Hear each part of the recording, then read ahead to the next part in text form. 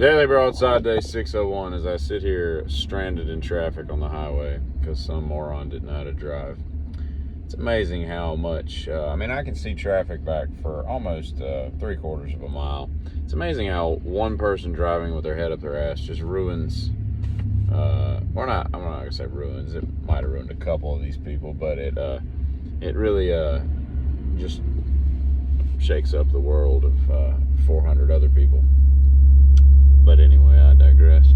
There's people starting to walk up the highway. I've been sitting here for close to 20 minutes, so I'm guessing that someone's dead. Because these people don't look like the type that would typically run up the side of the highway. They look like full-time smokers and everything else. This dude behind me is getting out of his vehicle to see what's going on. I could be here for a while.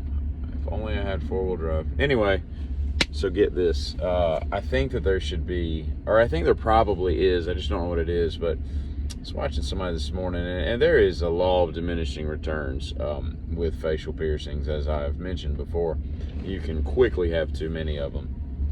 And when you've got, like no joke, like 16 holes in your face, and homemade tattoos and stuff that you're just stick and poking yourself, there's got to be like an inverse relationship between that and your daddy issues. I just don't think there's any other. I don't think there's anybody that has more than, let's say 6 or 7 piercings in their face, not counting ears. I mean, there's people that have like tons of ear piercing. I'm not talking about that. We'll take that off the table.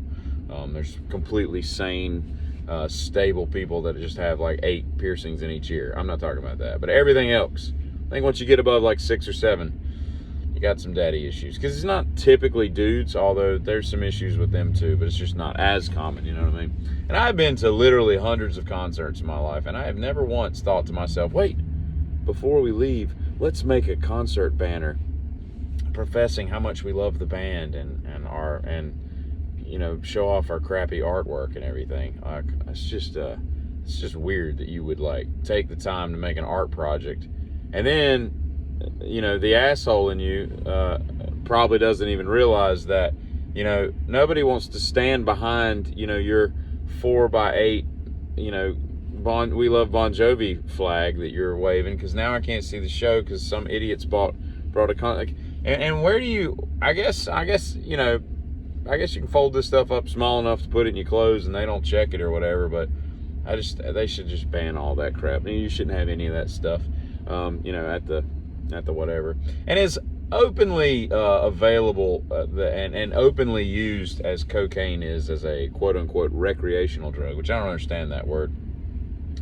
I use marijuana recreationally. Well, nobody uses it professionally, I don't think. I can't think, unless you're doing some kind of lab studies or something. Everybody's doing it recreationally. That's the whole point of it. It's a recreational thing.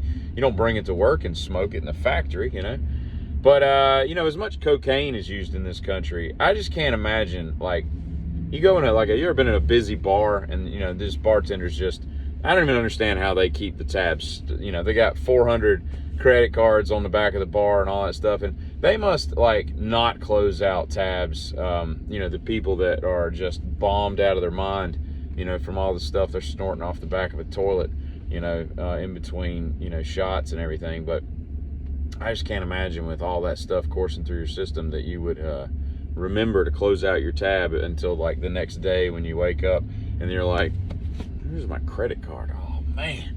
Then you got to wait till 5 o'clock in the afternoon when the bar opens to get your credit card back. But and Lord knows what you've charged up or who you've added drinks to. It must be a complete surprise when you come down off the coke and everything else that's in your system, and you find out how much you spent the night before. And I don't know if you've seen this Randy Jackson dude that's been on American Idol for ever since it started. I don't know if he's still on it or whatever, but the dude looks like a California raisin.